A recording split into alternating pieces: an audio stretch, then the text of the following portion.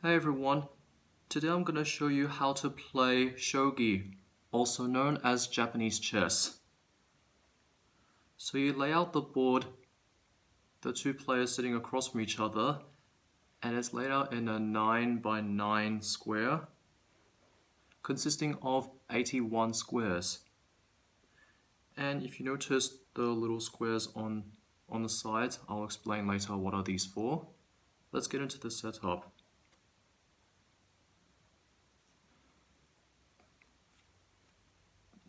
The pawns are arranged along the third rank. So there are 9 pawns in this game for each player, like this.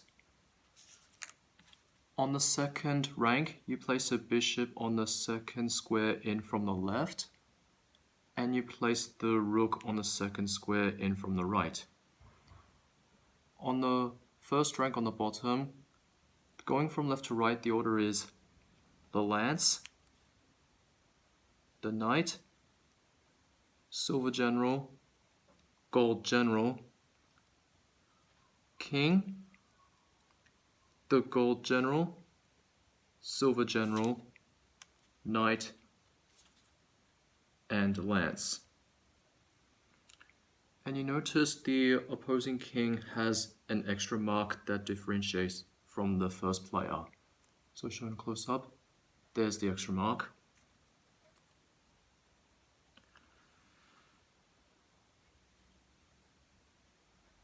And in order to decide which player goes first, you throw five pawn pieces, and if more of the pawns side up, you go first, or otherwise, if more of the promoted pawns side up, your opponent goes first instead. So that's how you decide which player goes first. And on your turn, you may move one piece on the board or drop one piece onto the board. Now let's get into the moves.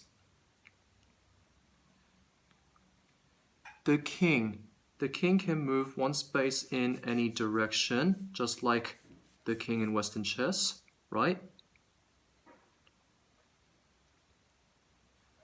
The gold general here can move one space in any direction, so indicate these ones, except diagonally backwards.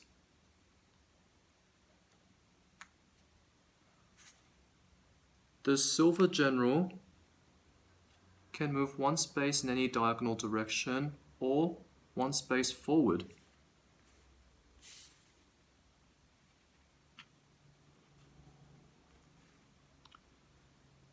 The knight can jump one space forward and then one space diagonally forward. Another note, just like in Western chess, the knight is the only piece that can jump over other pieces in its path. The lance can move any number of free spaces forward. It's sort of like a rook, but it's not entirely, just forward. And this is the bishop. The bishop is the same as the bishop in Western chess. It moves any number of free spaces in any diagonal direction. The rook is also the same as the rook in Western chess, moving any number of free spaces forwards, backwards, left or right. And a pawn can only move one space forward. Unlike Western chess, they capture the same way as they move. So in Japanese chess, they can actually capture enemy pieces directly in front of them.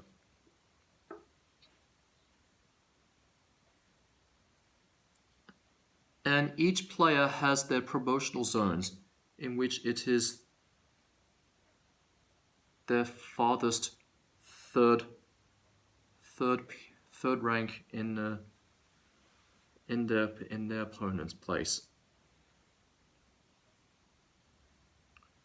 where each player sets up.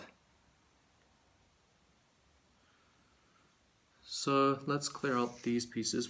Whenever a piece moves into, within, or moves out of the promotional zone, they may have an option to promote. You flip over and it's showing its promoted value, typically the red side. So I'll show you the promoted pieces on how they move.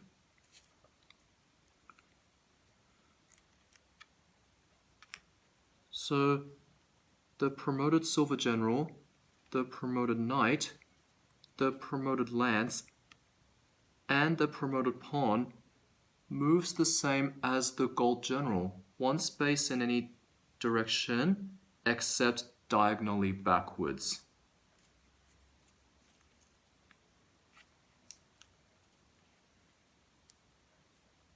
Now how about the two big pieces?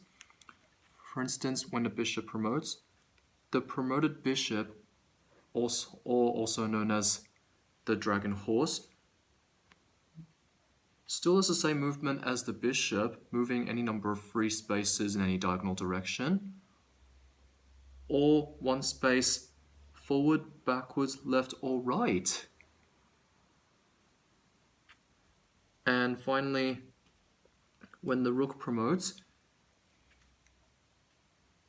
the promoted rook, or also known as the dragon king, still the same movement as the rook, any number of free spaces forwards, backwards, left, or right, or moves one space in any diagonal direction. And take note, the gold general and the king does not promote. If you flip over, you could see it's nothing. Well, it's obvious that kings don't promote. Is that true? Yeah, kings never promote.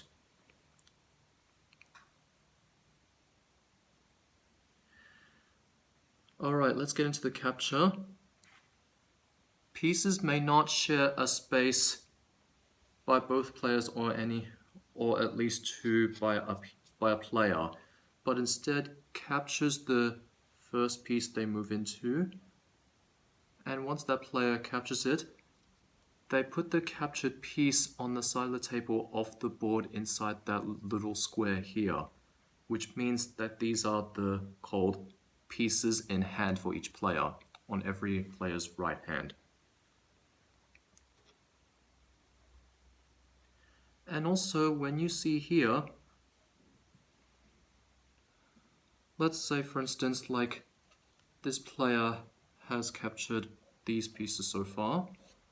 On his turn, instead of moving any of his pieces on the board, he may choose to drop a piece from the side of the table into play, like this, onto any vacant squares available.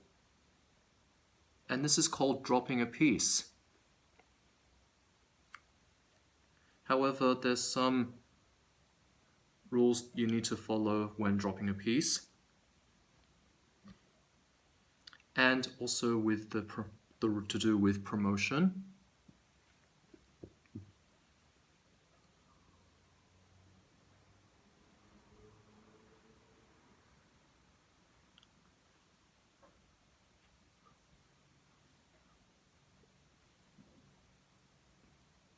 Let's say if you drop a piece even though into the promotion zone,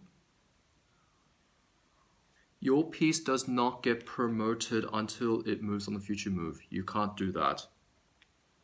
So for instance, after dropping and then it's your turn next and you move, you do promote right now, like this.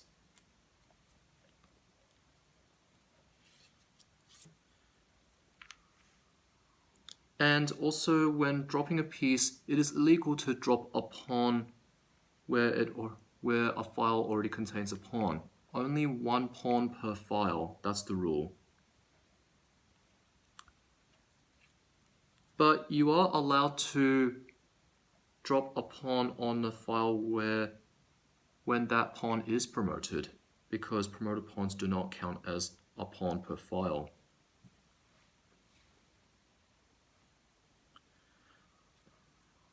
And strangely enough, a pawn is not allowed to be dropped on the last rank where it will have no future move. And same as the lance and the knight, the lance cannot be dropped on the last rank so that it will have no future move either. The knight is also the same.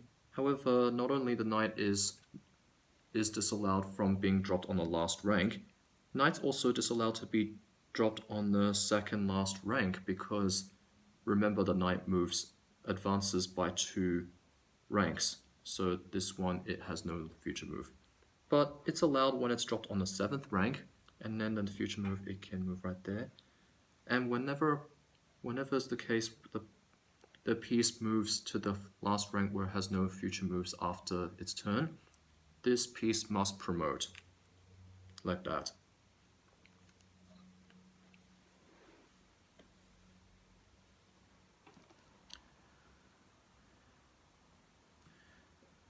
And let me show you if I could see the example.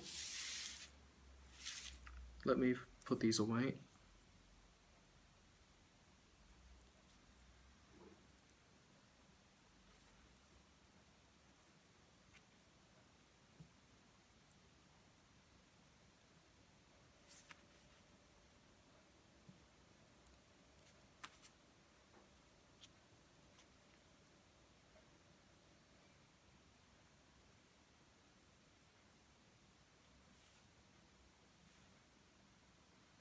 It is illegal to drop a pawn to give immediate checkmate, like here.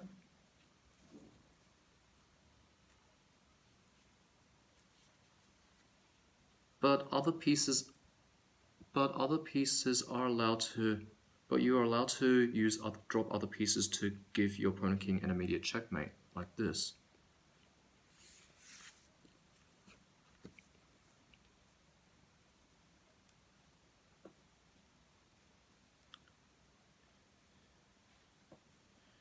If your king is in a position to be captured, this is called being in check, just like in chess. So you have 3 options. You know these 3 options to get out of check. You either move your king out of check,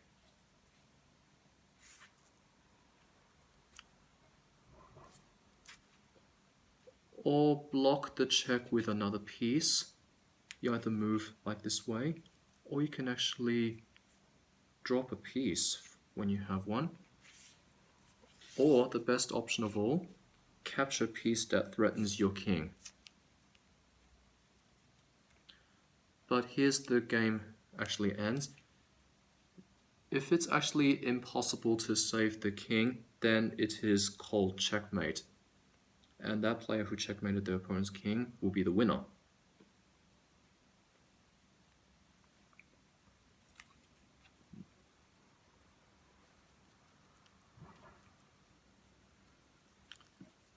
So that's how you play Shogi.